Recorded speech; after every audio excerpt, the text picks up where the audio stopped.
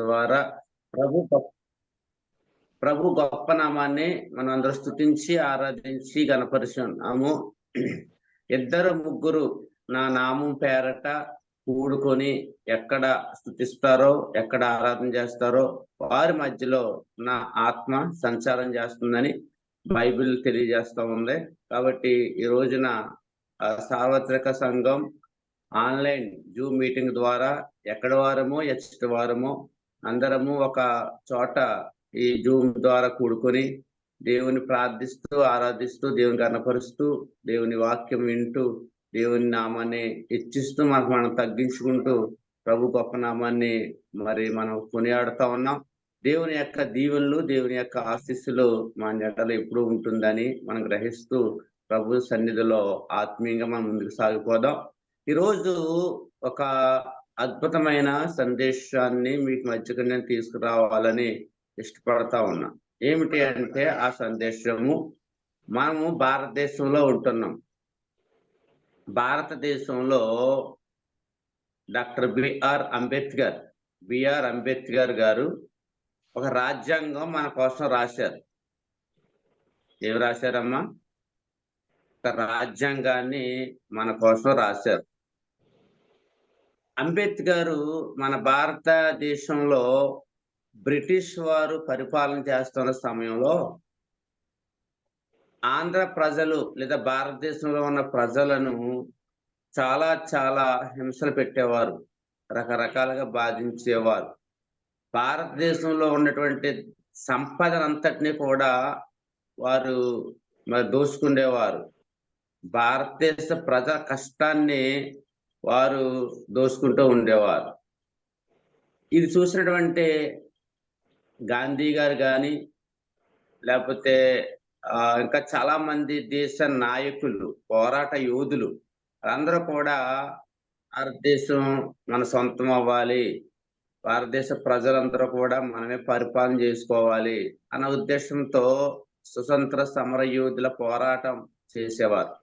ఇవన్నీ మనకు తెలుసు. అయితే డాక్టర్ బిఆర్ అంబేద్కర్ కూడా ఏం చేశారంటే అనేక దేశాలు తిరిగి, అనేక ప్రాంతాలు తిరిగి ఆ యొక్క దేశాల్లో ఉన్న రాజ్యాంగాన్ని చూస్తూ చదువుతూ మన దేశానికి కూడా ఒక రాజ్యాంగం ఉండాలి అని చెప్పి ఆయనతో పాటు ఇంకా కొంతమంది మేధావులు కలిసి ఒక రాజ్యాంగాన్ని వారు రాశారు. భారత రాజ్యాంగం అంటారు దాన్ని. రాజ్యాంగంలో ఇంకా చరిత్ర చాలా పెద్దది ఉంది, అయితే నేను క్లుప్తంగా చెప్తా ఉన్నాను. అయితే ఆ రాజ్యాంగంలో అనేక అంశాలు పొందుపరిచారు. కేంద్ర ప్రభుత్వం అని, రాష్ట్ర ప్రభుత్వం అని, జిల్లా ప్రభుత్వం అని అలాగా డివైడ్ చేశారు. సెంట్రల్ గవర్నమెంట్ లో ఎవరు ఉండాలి, రాష్ట్ర ప్రభుత్వంలో ఎవరు ఉండాలి, జిల్లా ప్రభుత్వంలో ఎవరు ఉండాలి అంటే జిల్లా నాయకులు ఉంటారు కదా వాళ్ళు, గ్రామ పంచాయతీ నాయకులు, ఇలా దేనికి దానికి డివైడ్ చేసి చక్కగా ఆ రాజ్యాంగాన్ని రాయడం జరిగింది. దాని ప్రకారంగానే ఈరోజు అది అమలవుతా ఉంది. అలాగే పరిశుద్ధ గ్రంథమైన బైబిల్లో కూడా ఒక రాజ్యాంగం ఉంది. ఆ రాజ్యాంగం ప్రకారంగానే నేటి సమాజము నడుస్తూ ఉంది. మన భారతదేశంలో చట్టాలు ఉన్నాయి, న్యాయ విధులు ఉన్నాయి. అలాగే బైబిల్లో కూడా దేవాది దేవుడు మోషే ద్వారా కొన్ని చట్టాలు చేశాడు, కొన్ని శాసనాలు చేశాడు. ఎలా ఉండాలో ఎలా ఉండకూడదు అవన్నీ కూడా నేర్పించాడు. చూడండి, భారత రాజ్యాంగం ప్రకారంగా రూట్ వ్యవస్థ ఉంది. 1 బై ట్రాఫిక్ వెళ్ళాల. 1 బై ట్రాఫిక్ మెయిన్ రోడ్లో, బైపాస్ రోడ్లో 1 బై ట్రాఫిక్ వెళ్తే ప్రమాదాలు జరగవు. అదే నా ఇష్టానుసారంగా వెళ్ళిపోతాను అని చెప్పేసి వెళ్ళిపోతే భయంకరమైన యాక్సిడెంట్లలో పడిపోయి చనిపోయేటువంటి పరిస్థితులు కూడా మనం చూస్తూ ఉన్నాం. బైబిల్లో కూడా ఇటువంటి 1 బై ట్రాఫిక్లు కూడా ఉన్నాయి. వాటి ప్రకారంగా మనం నడిస్తే మన జీవన విధానం బాగుంటుంది, లేదు అంటే చనిపోయే పరిస్థితులు కూడా వస్తూ ఉన్నాయన్నమాట. అయితే బైబిల్లో రాజ్యాంగం గురించి తెలుసుకుందాం. మొదటిగా న్యాయ వ్యవస్థ ఎలా ఉందంటే బైబిల్లో జిల్లా కోర్టు నుండి సుప్రీంకోర్టు వరకు దేవాది దేవుడు చక్కటి వ్యవస్థను ప్రవేశపెట్టాడండి. ఈ చూసే మరి భారత రాజ్యాంగంలో కొన్ని అంశాలు రాసినట్లుగా బైబిల్ పండితులు మనకు బోధిస్తారు. ఎందుకంటే ప్రతిదీ దేవుడి దగ్గర నుండే వచ్చింది. ప్రతి అంశం కూడా దేవాది దేవుడి దగ్గర నుంచే రావాలి. అప్పుడే ఇది ఈ వ్యవస్థ అనేది అమలయ్యింది. లేకపోతే దేవుడే ఆ వ్యవస్థను ప్రవేశపెట్టకపోతే మానవులకు అంత జ్ఞానము ఉండదండి.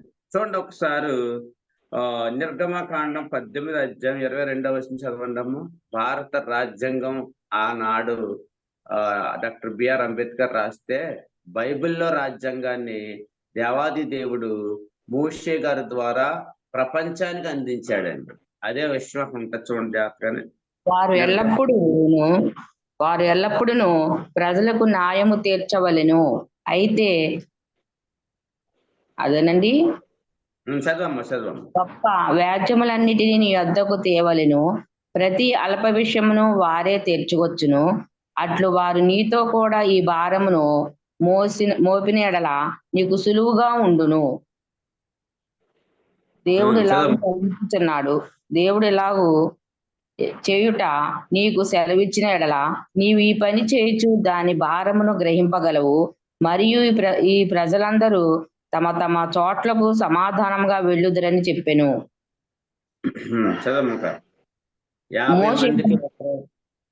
మోషే తమ మామ మాట విని అతడు చెప్పినదంతయు చేసెను. ఇశ్రాయేలందరిలో సామర్థ్యము గల మనుషులను ఏర్పరచుకుని 1000 మందికి ఒకనిగాను, 100 మందికి ఒకనిగాను, 50 మందికి ఒకనిగాను, 10 మందికి ఒకనిగాను న్యాయాధిపతులను ఏర్పాటు చేసి వారిని ప్రజల మీద ప్రధానులుగా నియమించెను. వారెల్లప్పుడూ చదివి తర్వాత చదువుకోండి అమ్మా. మంచి లెసన్స్ ఇది. ఇక్కడ ఏం చెప్తున్నాడంటే దేవాది దేవుడు ఒక సందర్భం ఏమిటంటే ఇశ్రాయేలు ప్రజలు చాలా మంది ఉన్నారు. ఇంచుమించుగా 6 లక్షల జనాభా బయలుదేరి కానాను ఐగుప్తు దేశం నుండి కానాను అనే ప్రదేశానికి బయలుదేరుతూ ఉన్న సమయంలో దేవుడు అరణ్యగొండ ప్రయాణంలో కొన్ని పాఠాలు వారికి నేర్పిస్తా ఉన్నాడు. మోషే గారిని సీనాయి కొండ మీదకి తీసుకువెళ్ళి అక్కడ ధర్మశాస్త్రం అంతటిని కూడా రాస్తా ఉన్నాడు. కిందకు వచ్చిన తర్వాత ప్రజలు చిన్న చిన్న గొడవలు, చిన్న చిన్న తీర్పుల కోసం మోషే గారిని పడిపోతా ఉన్నాడు. మోషే గారేమో పొద్దున్నుంచి సందాగా కూర్చుని ఆ తీర్పులు తీరుస్తా ఉన్నాడు. ఈ లోపల మోషే గారి యొక్క మామ ఇత్రో గారు దగ్గరికి వచ్చారు. వచ్చిన తర్వాత అయ్యా ఏంటి మా పరిస్థితి అని అడిగితే అందరూ ఒకే తీర్పు తీరుస్తున్న సమయంలో ఇత్రో గారు చెప్పారు, అయ్యా మీరు చేస్తుంది కరెక్ట్ కాదు. ఇంతమందికి మీరు తీర్పు తీర్చాలంటే అది చాలా కష్టంతో కూడినటువంటి పని. నేను ఒక ఆలోచన చెప్తాను, దాని ఆలోచన ప్రకారంగా మీరు చేయండి అని చెప్తారు.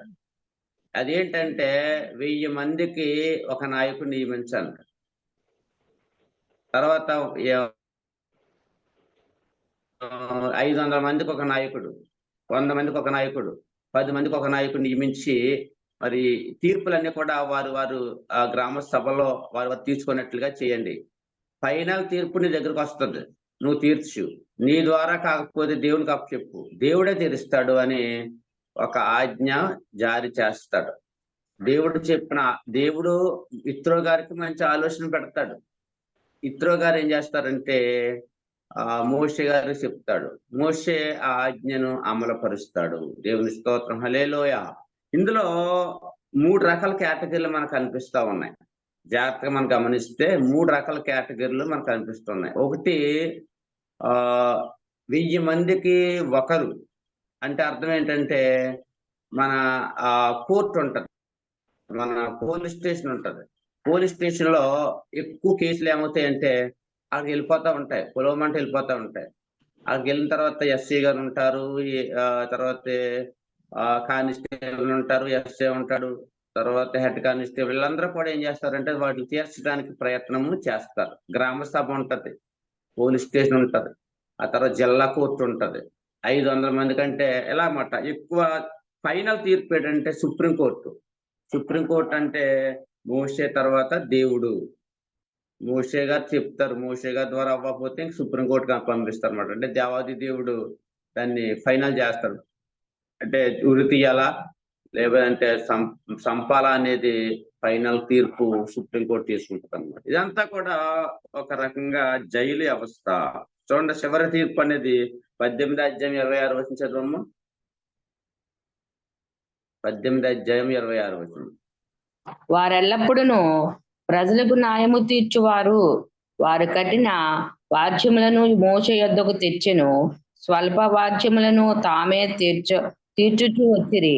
తరువాత మోషే తన మామను పంపివేయగా అతడు తన స్వదేశమునకు వెళ్ళెను. చాలమ్మా, చాలా. ఇది ఎంత చదివితే మనం గ్రహించవలసినటువంటి విషయం ఏంటంటే, ఈ న్యాయ వ్యవస్థ అనేది జిల్లా కోర్టు నుండి సుప్రీంకోర్టు వరకు, ఇంకా చెప్పాలంటే మన గ్రామంలో పెద్దల ఒక సభ ఉంటది, ఆ సభల దగ్గర నుంచి సుప్రీంకోర్టు వరకు న్యాయ వ్యవస్థనంతా కూడా బైబిల్ నుండే వచ్చింది. దేవుడు మోషే ద్వారా రాయించినటువంటి అద్భుతమైన వివరణ ఇదంతా కూడా అని మనం గ్రహించాలి. రెండవది కోర్టుల వ్యవస్థ. చూడండి, రాజమండ్రి సెంట్రల్ జైలు ఉంది, ఆ సెంట్రల్ జైలు వ్యవస్థ.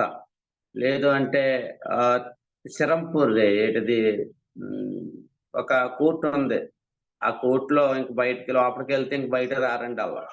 చాలా భయంకరమైన తిహార్ జైలు అని ఉంటది. అవన్నీ కూడా ఆ భయంకరమైన జైలు వ్యవస్థ అంతా కూడా ఎక్కడి నుంచి వచ్చిందంటే బైబిల్ నుండే వచ్చిందండి. అంటే న్యాయ వ్యవస్థ, ప్రజలు న్యాయాన్ని తప్పితే, న్యాయవంతంగా ఉండకపోతే ఆ మనిషిని చంపకూడదు, వారిని చంపితే పాపం అన్నమాట దేవుని దృష్టిలో. అయితే వాళ్ళు ఏం చేయాలంటే జైలు శిక్ష అనుభవించాల, ఒంటరి జీవితం అనిపించాల, లేదా ఎవరికి అందుబాటులో లేకుండా వాళ్ళు చేసిన పాప శిక్షను బట్టి వారే శిక్ష అనిపించేటట్లుగా దేవుడే వారికి ఒక శిక్షను అమలు పరిచాడు అన్నమాట. ఎందుకంటే మనుషుల మధ్యలో వాళ్ళు ఉంటే మనుషుల్నే చంపుతారు, మనుషుల మధ్యలో సంచరిస్తే మనుషులకు వారు హాని కలిగజేస్తారనే ఉద్దేశంతో, ఒక మనిషిని చంపకూడదు అన్న ఉద్దేశంతో వాళ్ళు పరివర్తన రావాలి, వారికి వాళ్ళే మారి మళ్ళా జనసంచారంలోనికి రావాలని చెప్పి దేవుడే ఒక జైలు వ్యవస్థ కూడా ప్రవేశపెట్టాడు. చూడండి ఒకసారి నిర్గమకాండం 21:12 చదవమ్మా.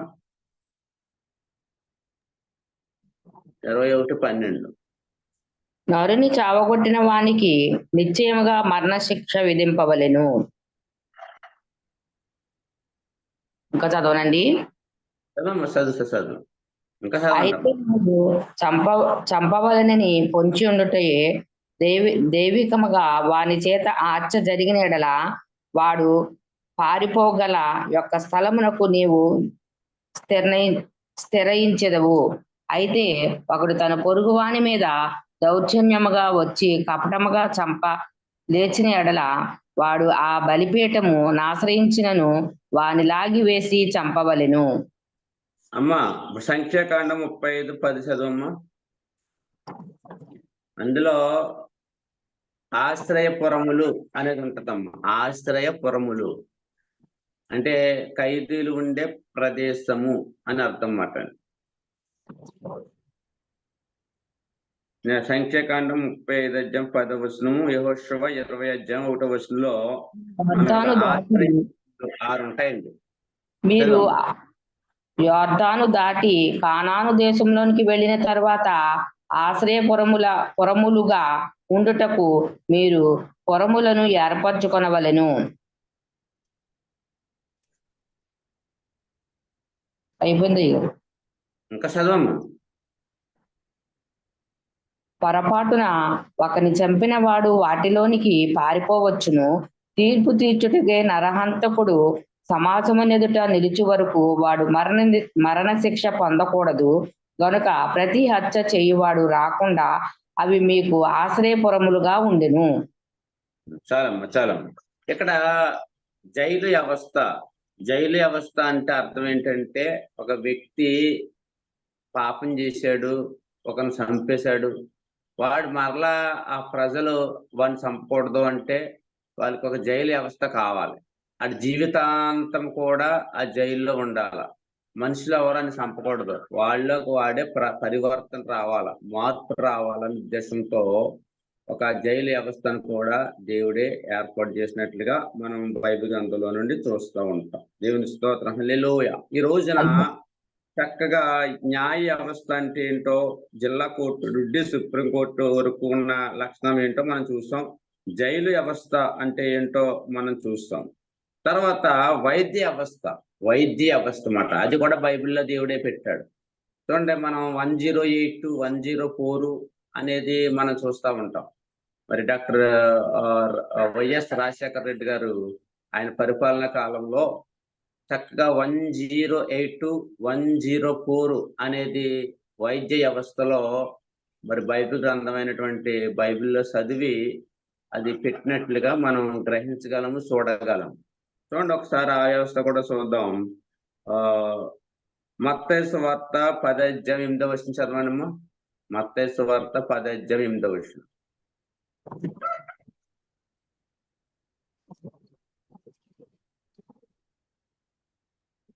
రోగులను స్వస్థపరచుడి, చనిపోయిన వారిని లేపుడి, కుష్ఠరోగులను శుద్ధులుగా చేయుడి, దెయ్యములను వెళ్ళగొట్టిడి, ఉచితముగా పొందితిరి, ఉచితముగా ఇయ్యుడి, మీ సంచులలో బంగారమైనను. చాలమ్మా, చాలా.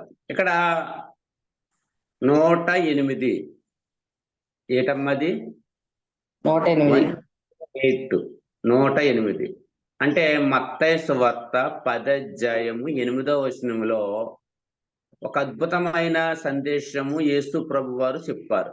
అదేంటంటే ఉచితముగా ఇయ్యుడి, రోగులను స్వస్థపరచుడి, వారికి వైద్యం కూడా ఉచితముగా చేయుడి అని చక్కగా వివరణ యేసు ప్రభు వారు చెప్తున్నట్లుగా మనం చూస్తా ఉన్నాం. అందుకనే దీన్ని ఆనాటి రాజశేఖర రెడ్డి గారు ముఖ్యమంత్రి వర్యులు చక్కగా పెట్టారు. 108 మత్తయి సువార్త 10:8. అలాగే గర్భిణీ స్త్రీలు, అలాగే కొంతమందికి ప్రత్యేకమైన కేటగిరీగా 104 అనేది కూడా పెట్టారు. ఈ 104 అనేది దేనికి సాదృశ్యంగా మనకు కనబడుతుందో చూడండి. అపోస్తుల కార్యము 10:4 చదవము. అపోస్తుల కార్యం 10:4. దూత వైపు తేరి చూచి భయపడి, ప్రభువా యేసుని అడిగెను. అందుకు దూత, నీ ప్రార్థనలను నీ ధర్మశాస్త్రములను దేవుని సన్నిధికి జ్ఞాపకార్థముగా చేరినవి. చాలమ్మా. ఇక్కడ కొర్నేలి అనే ఒక భక్తుడు ఉంటాడు. ఆ భక్తుడు ప్రార్థనలో చేస్తా ఉన్నాడు, ధర్మకార్యాలు చేస్తా ఉన్నాడు, ఎన్నెన్నో గొప్ప కార్యాలు చేస్తా ఉన్నాడు. అయితే అతనికి రక్షణ లేదు, అతనికి మారు మనసు లేదు. కానీ దేవుడు అంటే ఆసక్తి ఉంది, దేవుడు అంటే ప్రేమ ఉంది, దేవుని ఎడల భయం ఉంది, భక్తి ఉంది.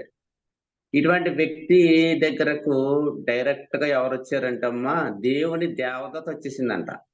దేవుని యొక్క దేవదూత వచ్చి, కొర్నేలి, నీ ధర్మకార్యాలు, నీ యొక్క ప్రార్థనలో నేను విన్నాను, నీవు మంచి పనులు చేస్తా ఉన్నావు, మంచి కార్యాలు చేస్తా ఉన్నావు, కానీ నీకు ఏమి లేదు, రక్షణ లేదు, తొందరగా వెళ్ళి రక్షణ పొందుకో అని దేవుని దేవదూత చెప్తున్న సందర్భాలు మనకు అనిపిస్తా ఉన్నాయి. అయితే దీనికి ఈ 104 అని ఎందుకు వచ్చింది అంటే, చాలా మంది గర్భిణీ స్త్రీలు ఉంటారు, ప్రసవ వేదన పడుతూ ఉంటారు. ఆ సమయంలో వారికి వారికి ఏం అవసరం అంటే, ఒక హాస్పిటల్కి వెళ్ళలేని పరిస్థితుల్లో వాళ్ళు ఉంటారు. అయితే వీరు చేసుకున్నటువంటి ప్రార్థనలు ఉంటాయి, వీరు చేసుకున్నటువంటి ధర్మకార్యాలు కూడా ఉంటాయి. దేవుడు ఏం చేశాడంటే, ఇటువంటి వారి కొరకు, అంటే గర్భిణీ స్త్రీలకి, ఇంకా లేగలేని పరిస్థితులు ఉన్న వాళ్ళకి, ఎక్కువ శాతం స్త్రీలకు ఈ దేవుడు ఏం చేశాడంటే, వారి దగ్గరకే ఒక వాహనం పంపించి వారికి వైద్యం చేసేటువంటి కార్యం దేవుడే చేశాడు. దేవుని స్తోత్రం, హల్లెలూయా. అలనాడు కొర్నేలి దగ్గరకు దేవదూత వచ్చిందమ్మ. కొర్నేలి దగ్గరకు దేవదూత వచ్చినట్లుగా 104 అనేది మరి ఇటువంటి తల్లి కాబోతున్న బిడ్డలకు, లేదంటే గర్భిణీ స్త్రీలకు, లేకపోతే ఇంకా కొంతమంది ప్రత్యేకమైనటువంటి అర్హులైనటువంటి వారు, లేకపోతే ప్రత్యేకమైన ఈ వ్యవస్థలో ఉన్న వారికి అందరికి కూడా మరి దేవుడే వారి దగ్గరకు పంపిస్తున్న సందర్భాలు మనకు కనిపిస్తుంది. ఇవన్నీ కూడా దేవాది దేవుడు ఏర్పాటు చేసినటువంటి ఒక వ్యవస్థ అండి. అలాగే వైద్య వ్యవస్థ అయిపోయింది, తర్వాత విద్య వ్యవస్థ కూడా తురన్న పాఠశాల అనేది ఒకటి ఉంది బైబిల్లో.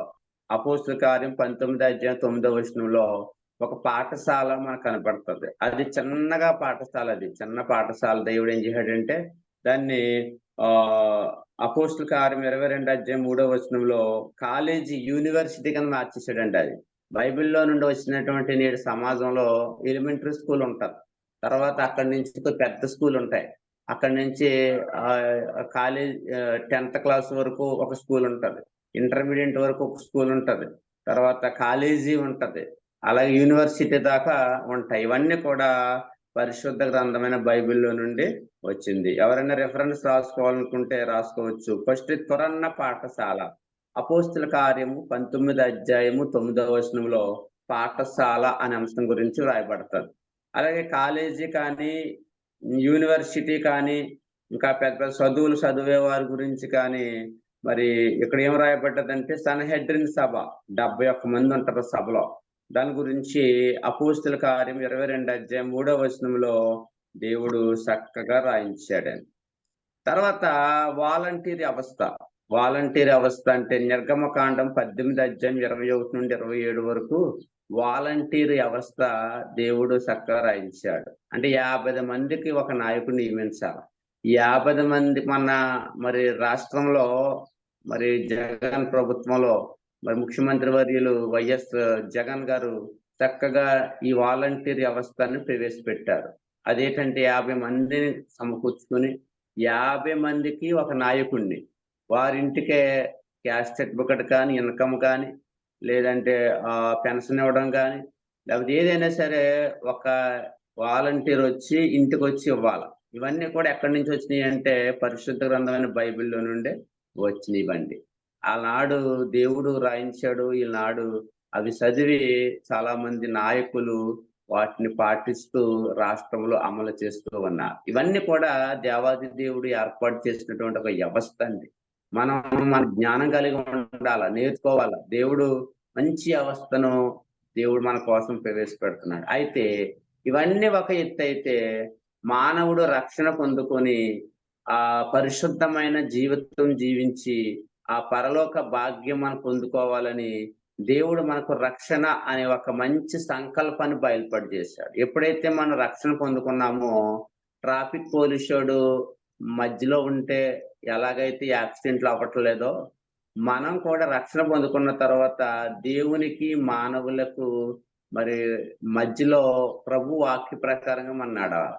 అంటే ఏంటి, మానవుడు తప్పుతో పడుతున్నాడు అనుకో, మనం తప్పుతో పడకూడదు. వాళ్ళు మాటల ద్వారా మరి దేవుణ్ణి అవమానపరుస్తున్నారు అనుకోండి, మనం అవమానపరచకూడదు. వాక్యం తెలియజేస్తున్నాం, దుష్టుల ఆలోచన చొప్పున నడవకూడదు, పాపుల మార్గం నిలవకూడదు, అపహాసులు కూర్చుండే చోటున కూర్చోకూడదు, యెహోవా ధర్మశాస్త్రం నుండి ఆనందించుసు దేవరాత్రులు వాక్యం ధ్యానించేవాడు ధన్యుడు. అట్టి ధన్యతలో మనం వెళ్ళేవారుగా ఉండాలని దేవుడు మన ముందు మరి ఇష్టపడతా ఉన్నాడు, కోరుకుంటా ఉన్నాడు. మనం రక్షణ అనే అవస్థలో మనం ఉన్నాం కనుక అట్టి కృపలో మనం ఉండాలి. ఈ న్యాయ వ్యవస్థ కానీ, విద్యా వ్యవస్థ కానీ, వైద్య వ్యవస్థ కానీ, తర్వాత ఆయుర్వేదం అండి. ఆయుర్వేదం కూడా బైబిల్లో నుండి వచ్చిందే. ఇవన్నీ కూడా దేవుడు మానవులకు ప్రవేశపెట్టాడు. మానవుల్లా ఉండాలి, ఎలా ఉండాలని ప్రవేశపెట్టాడు. అవన్నీ చూసి మన నాయకులు నేర్చుకొని అమలుపరుస్తూ ఉన్నారు. మనము వాటిని నేర్చుకుని ఇంకా దేవుడి దగ్గర మరి జ్ఞానం పొందుకుని మరి రక్షణ భాగ్యంలో మరణం వరకు రక్షణ కొనసాగించే వారుగా మనం ఉందాం. చక్కటి భాగ్యాన్ని దేవుడు మనకి ఇచ్చాడు. ఒకరికొకరు ప్రార్థన చేసుకుంటూ, ఒకరి కష్టాలు ఒకరు చెప్పుకుంటూ ప్రభు మార్గంలో మనం ముందుకు వెళ్ళిపోయేవారుగా ఉందాం. దేవుడి మాటలు దీవించి ఆశీర్వదించిన గాక. ఆమేన్. ఆమేన్. ఆమేన్. మరి ఈ ఉదయకాల సమయంలో చక్కటి వాక్యం చెప్పిన ఆశీర్వాదం పాస్టర్ గారికి వందనాలండి. మరి బైబిల్ నుంచి అనేక మర్మాలు మనకు తెలియపరిచారు. 104, 108, అలాగే దేవుడు మరి బైబిల్ గ్రంథంలో మరి విద్యా వ్యవస్థ గురించి మరి న్యాయ వ్యవస్థ గురించి, అలాగే మరి ఆరోగ్య వ్యవస్థ గురించి ఇవన్నీ కూడా బైబిల్ గ్రంథంలో ఉన్నాయని మనకు చూపించారు అయ్యగారు. వీటిని ఆధారం చేసుకునే ఈ రోజు మరి మనకి ఇవన్నీ మనకి అందుబాటులో ఉన్నాయని చక్కగా వివరించారు. మనకు మంచి వివరణ ఇచ్చిన పాస్టర్ గారికి వందనాలు అయ్యగారు. మరొకసారి వందనాలు. వాక్య నిమిత్తం ప్రార్థన చేసుకుందామండి. మన మధ్య నెట్రబాబు గారు ఉన్నారు, వాక్య నిమిత్తం ప్రార్థన చేస్తారు. తర్వాత ముగింపు ప్రార్థన చేసుకుందాం. ప్రార్థన చేయండి అయ్యారు. వాయిస్ వినపడుతుంది? వినిపిస్తుందండి, వినపడుతుంది అయ్యారు. ఈరోజు చక్కని వర్తమానం విన్నాం. అలాగే ఎప్పుడు వినలేదు ఈ వర్తమానం. చక్కని మరి బైబిల్లో పొందుపరిచిన మాటలో తీసుకుని మరి చక్కని వర్తమానం చెప్పిన అయ్య గారికి వందనాలండి. వందనాలు తెలియజేసుకుంటూ ఉన్నాం. వాక్య నిమిత్తం చిన్న ప్రార్థన చేసుకుందాం. మహాపరిశుద్ధుడు, ప్రేమగల తండ్రి, మీకు వందనాలు, స్తోత్రాలు తండ్రి. మీ ఘనమైన నామానికి స్తుతులు స్తోత్రాలు చెల్లించుకుంటున్నాం ప్రభువా. ఇదిగో తండ్రి, ఉదయకాల సమయంలో తండ్రి నిన్ను స్తుతించి గణపరచడానికి మాకు ఇచ్చిన గొప్ప భాగ్యాన్ని బట్టి మీకు వందనాలు తెలియజేసుకుంటున్నాం. అలాగే తండ్రి నాయన చేసిన ప్రతి అంశాలు బట్టి తండ్రి జవాబు ఇచ్చి దేవుడు తండ్రి అయా నాయన ఇదిగో తండ్రి ఏదైతే అంశాలతో మేము ప్రార్థన చేస్తున్నామో ప్రతి అంశాన్ని బట్టి తండ్రి జవాబు దయచేయమని ప్రార్థన చేస్తున్నాం తండ్రి. అయ్యా ఇదిగో తండ్రి నాయన ప్రార్థనలో తోడుగున్నారు తండ్రి, పాటల్లో తోడుగుండి నడిపించారు, ఆరాధనలో నాయన నీ మహిమకరంగా నడిపించుకున్నారు తండ్రి. మీకు వందనాలు, స్తోత్రాలు తండ్రి. ఇదిగో తండ్రి నాయన వాక్యము ద్వారా నాయన నడిపించారు, మాట్లాడారు తండ్రి. అయ్యా ఇదిగో తండ్రి నాయన నా ప్రభు యేసయ్య దీవించండి, ఆశీర్వదించండి తండ్రి. వాక్యం పట్ల తండ్రి మేము నేర్చుకున్నది అయ్యా నాయన ఇదిగో తండ్రి ఈ వాక్యం విని వెళ్ళేవారము కాకుండా వాక్యానుసారంగా మేమందరము జీవించడానికి సహాయము చేయమని ప్రార్థన చేస్తున్నాం తండ్రి. అయ్యా ఇదిగో తండ్రి నాయన నా ప్రభు మరి భారత రాజ్యాంగం ఎటు రీతిగా అయితే రాయేసి పొందుపరిచారో తండ్రి, అలాగే తండ్రి నాయన నా ప్రభు బైబిల్లో అనేక మర్మాలు ఆయన పొందుపరిచి తండ్రి మేము ఎట్లా రీతిగా మేమైతే నడుచుకోవాలో, ఎలా ఉండాలో, ఎలా జీవించాలో, ఎలా యథార్థంగా నడుచుకోవాలనేది ప్రతిదీ కూడా పొందుపరిచారు తండ్రి. అయ్యా ఇదిగో తండ్రి తల్లి పట్ల పిల్ల పట్ల తండ్రి నైనా ఇదిగో తండ్రి అనేకమైన వచ్చిన ప్రతి బిడ్డని కూడా తండ్రి నాయన అయ్యా ఎలా నడుచుకోవాలో చక్కని వర్తమానం అయితే విన్నాం తండ్రి. అయ్యా నాయన ఇదిగో తండ్రి మేము అటు రీతిగా నడుచుకోవడానికి సహాయం చేయమని ప్రార్థన చేస్తున్నాం. అలాగే తండ్రి నాయన నా ప్రభు దీవించండి, ఆశీర్వదించండి. అయ్యా జూమ్లో వచ్చిన ప్రతి బిడ్డని దీవించండి అయ్యా. అయ్యా దయ చూపించండి, కృప చూపించండి తండ్రి నాయన. ఇదిగో తండ్రి నాయన నా ప్రభు వాక్యం చెప్పిన అయ్యగారిని ఆయన ఇదిగో దీవించండి, ఆశీర్వదించండి. అయ్యా సంఘాన్ని దీవించండి అయ్యా. ఆ యొక్క నూతనమైన చర్చిలో తండ్రి అనేక మంది కొత్త ఆత్మలు రావడానికి సహాయం చేయండి తండ్రి. అయ్యా అనేకమైన ఆత్మలు రక్షించబడాలి తండ్రి నాయన. అయ్యా ఇదిగో తండ్రి ఆ చర్చిలో నాయన ఇంకా అనేకమైన యవనస్తులను ఇవ్వండి ప్రభు. అయ్యా దీవించండి అయ్యా, ఆశీర్వదించండి. అయ్యా ఇచ్చిన ఆయన ఇద్దరు చిన్న బిడ్డలు వంటి తండ్రి నాయన వారిని దీవించి ఆశీర్వదించండి. వారి చదువులో, జ్ఞానంలో నాయన బుద్ధిలో నాయన ప్రభు మీరే నాయన నడిపించమని ప్రార్థన చేస్తూ ఉన్నాను తండ్రి. వందనాలు, స్తోత్రాలు. అయ్యా ఇదిగో తండ్రి నాయన చేస్తున్న పరిచయను దీవించండి, సంఘాన్ని దీవించండి, విశ్వాసాన్ని దీవించండి తండ్రి. అయ్యా ఇదిగో తండ్రి ఆ యొక్క చర్చిని మొత్తం తండ్రి నాయన ఏమైతే నాయన ఇదిగో అప్పు చేసి ఉన్నారో తండ్రి ప్రతి అష్టాన్ని నాయన ఇదిగో తోడించి నాయన చేసినప్పుడు నాయన యేసునామములో తీర్చివేయమని ప్రార్థన చేస్తూ అయ్యా ఇదిగో చిన్ని ప్రార్థనలు పాదాల చెంత చేర్చుకోమని యేసు పరిశుద్ధ నామములో అడిగి వేడుకుంటూ ఉన్నాను తండ్రి. ఆమేన్. ఆమేన్. ఆమేన్.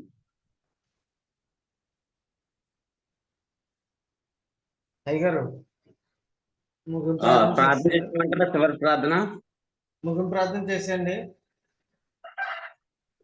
ఓకే అండి, మంచి చేద్దాం.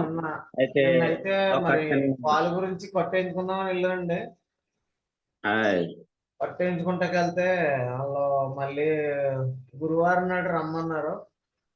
గురువారం రమ్మంటే ఆ రోజు వెళ్ళాలి నేను. మరి కొట్టప్పుడు వేస్తానంటున్నారు, కొట్టేయించుకుందాం అనుకుంటున్నాను. మరి నొప్పి తగ్గట్లేదు, ఇంకా అలాగే ఉంది. వేయించుకోవాలి తప్పనిసరిగా వేయించుకోవాలా. గాయం లోపల ప్రాబ్లం ఉంది కాబట్టి కొట్టి తప్పనిసరిగా వేయించుకోవాలా. వేయించుకుంటే వస్తా ఉన్నా బయటికి. భవిష్యత్తులో నేను ఒక అంశాన్ని మీ మధ్యకి తీసుకొని రావాలని ఇష్టపడతా ఉన్నాను. అదేమిటంటే,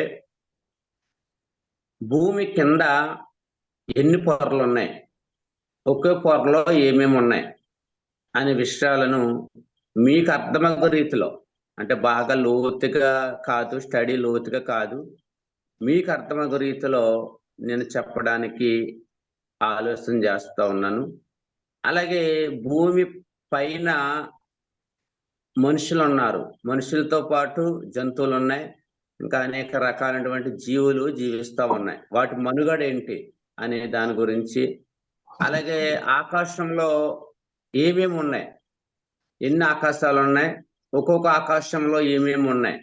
చూడండి, ఒక ఆకాశంలో వర్షం వస్తే, ఒక ఆకాశంలో మరి మబ్బు అని, లేదంటే అలా మొత్తం ఏమేమి ఉన్నాయో బైబిల్లో నుండే నేను స్టడీ చేశాను.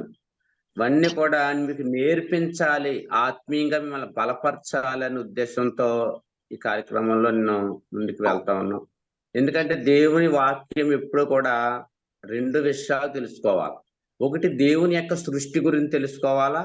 రెండోది, బైబిల్లో ఉన్న భక్తుల జీవిత చరిత్రలో నుండి మనం పాఠం నేర్చుకోవాలి. చాలా మంది బైబిల్లో ఉన్న భక్తుల చరిత్రలు మాత్రమే తెలుసుకుంటున్నాం, మరి దేవుడు చేసే సృష్టి గురించి కూడా తెలుసుకోలేకపోతున్నాం. అందుకని అందరిలా కాకుండా నేను కొంచెం డిఫరెంట్ గా దేవుని సృష్టి, దేవుడు నోటి మాట ద్వారా ఆకాశం సృష్టించాడు, ఆకాశంలో ఉన్న నక్షత్ర గోళాలు, పాలపుంత అంతటిని తయారు చేశాడు. అది ఎలా అమలవుతా ఉంది, ఎలా అది నడవగలుగుతా ఉందో మీకు నేర్పించాలని ఇష్టపడతా ఉన్నాం. అలాగే భూమి కింద ఏమేమి ఉన్నాయో, బంగారం ఎక్కడి నుంచి వచ్చింది, ఇనుము ఎక్కడి నుంచి వచ్చింది, ఇవన్నీ కూడా లేఖనాల ఆధారంగా కొన్ని విషయాలు మీకు నేర్పిస్తే మీరు ఇంకాను ఆత్మీయంగా బలపడతారు అన్న ఉద్దేశంతో మరి నేను ఆలోచన చేస్తా ఉన్నాను. ప్రార్థించండి, ఇంకా బాగా మీకు అర్థమయ్యే రీతిలో చెప్పడానికి. అలాగే ప్రార్థన చేసుకుందాం, కళ్ళు మూసుకుందాం. మహాపరిశుద్ధుడా, మహాగణుడా, మహోన్నతుడైన మా ప్రియ పరలోకపు తండ్రి, నీ పరిశుద్ధ నామాన్ని బట్టి, నీ యొక్క గొప్ప నామాన్ని బట్టి వందనాలు. ఈ యొక్క ప్రభువా నైనా సెప్టెంబర్ నెల తండ్రి నైనా ఈ యొక్క 30వ తారీఖున ఈ విధంగా నీ సన్నిధానంలో ప్రార్థన చేసుకునేటువంటి ధన్యత, కృప మాకు ఇచ్చిన విధానం బట్టి నీకు వందనాలు. ప్రతిరోజు ఈ సార్వత్రిక సంఘం అనే గ్రూప్ ద్వారా, ఈ జూమ్ మీటింగ్ ద్వారా ప్రభావ మీ బిడ్డలు ఎంతకన్నా బలపడుతూ ఆత్మీయంగా స్థిరపడుతూ ముందుకు సాగిపోతా ఉన్నారు. వారందరినీ మీరు జ్ఞాపకం చేసుకోండి. ఇదిగో నాయన, వాక్యం విన్న ప్రతి ఒక్కరిలో వాక్యాన్ని ఎత్తిపెట్టి ప్రార్థన చేసే భాగ్యము, ధన్యత మీరు దయచేయండి. ఎందుకంటే వాక్యం అంటే వాగ్దానమే ప్రభువా. మాకు ఆ వాగ్దానం ఇచ్చావు అంటే అది నెరవేర్చే దేవుడు నీవే నమ్ముతా ఉన్నాం. నీ బిడ్డలో కొన్ని ప్రార్థన రిక్వెస్ట్ లో మా ముందు పెట్టి ఉన్నారు, వారి కోసం కూడా మేము ప్రార్థన చేస్తా ఉన్నాం. మా ప్రియులు విక్టర్ బాబు గారిని బట్టి ప్రార్థన చేస్తా ఉన్నాం. ఆ కాళ్ళు భయంకరంగా దెబ్బ తగలడం వలన అతను గాయమైంది, లోపల ఏం జరిగిందో మాకు తెలియదు, కానీ కాళ్ళు లోపల వారిని మీరు సంపూర్ణంగా స్వస్థపరచండి. అరికాలు మొదలు నడినెత్తి వరకు సంపూర్ణ స్వస్థత, ఆరోగ్యం, ఆనందం మీరు దయచేయండి. అది మార్గం ప్రభా, తగ్గే మార్గము గురించి ప్రభా మేము ప్రార్థన చేస్తా ఉన్నాం. అక్కడ మార్గం ఏర్పాటు చేసి తొందరగా రికవర్ అవ్వడానికి కృప చూపించమని ప్రార్థన చేస్తా ఉన్నాం. వారి కుటుంబాన్ని అంతటిని మీరు జ్ఞాపకం చేసుకోమని కూడా ప్రార్థన చేస్తా ఉన్నాం. తండ్రి నీకు వందనాలు. అలాగనే ప్రభువానైనా ఇదిగో ప్రభువానైనా నీ బిడ్డలో హైమావతి గారు ప్రార్థన చేయమన్నారు, వరలక్ష్మి గారు ప్రార్థన చేయమన్నారు. ప్రభా, వారికి ఉన్న సమస్యల గురించి చెప్పారు, మేము ప్రార్థన చేస్తా ఉన్నాం. మీరు జ్ఞాపకం చేసుకోండి ప్రభా. మురళి గారిని బట్టి ప్రార్థన చేస్తా ఉన్నాం. అలాగనే ప్రభువానైనా ఇంకా కొంతమంది ఉన్నారు, వారందరి కోసం కూడా వారి ప్రార్థన రిక్వెస్ట్లు వారు తెలియజేశారు తండ్రి. వారి కోసం ప్రత్యేకంగా నీ సన్నిధిలో మొరపెడతా ఉన్నాం ప్రభు. ఒక్కసారి జ్ఞాపకం చేసుకోండి. వారందరికీ కావలసిన ప్రతి అవసరతలు, అక్కర్లు మీరు తీర్చండి ప్రభు. ఆ డ్రైవర్ విషయంలో కార్యం జరిగించండి, ఆరోగ్యం విషయంలో కార్యం జరిగించండి ప్రభు. ఇంకా ఇంకా ఇంకా ఏమేమైతే వారు మొరపెడతా ఉన్నారు, ప్రతి ఆలోచన యావత్తును మీరు సఫలపరచండి. ప్రతి ఒక్కరికి మేలుకరంగా, ఆశీర్వాదకరంగా, దీవెనకరంగా వారిని ఉంచమని అడుగుతా ఉన్నాం. ఈ సార్వత్రిక సంఘం గ్రూప్స్ అక్క నడిపిస్తున్న సంజమ్ గారిని బట్టి కూడా ప్రార్థన చేస్తా ఉన్నాం. వారిని కూడా మీరు జ్ఞాపకం చేసుకుని కృపలో నడిపించమని, హైమావతి గారిని ఇంకా అక్క చాలా మంది ఉన్నారు ప్రభా, మరొకసారి వారందరినీ జ్ఞాపకం చేసుకోమని ఈ రోజంతా దీవెనకరంగా ఆశీర్వాదకరంగా మీరు మార్చమని మా ప్రభువును నీ ప్రియ కుమారుడైన యేసుక్రీస్తు నామం పేరటి ప్రార్థన అడుగుతున్నాను పరమ తండ్రి. ఆమేన్. ఆమేన్. ఆమేన్. తండ్రి అయిన దేవుని ప్రేమ, కుమారుడైన యేసుక్రీస్తు వారి కృప, పరిశుద్ధాత్మని యొక్క అన్యోన్య సహవాసం, సమాధానం ఇప్పుడు ఎల్లప్పుడూ సదాకాలం తోడై నడిపించును గాక. ఆమేన్. ఆమేన్. వందనము.